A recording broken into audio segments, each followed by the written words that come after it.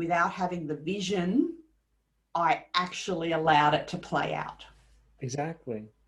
And by that, you can be surprised and delighted by what shows up. Versus when you pigeonhole yourself into one particular outcome and it doesn't show up or doesn't happen, then it's a disappointment. What I do find also is, even in goals that were achieved, how long did you spend actually celebrating the success? Now, what's interesting is that I have a mentor at the moment who he lets me celebrate for about a week, That's it. and then he goes, "What's next, Chris?"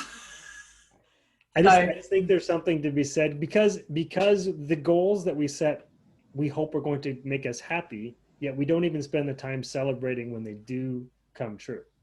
and getting that happiness and getting that feeling, going, right, that's what I want to build on. Yeah, so I think ultimately it comes back to the feeling.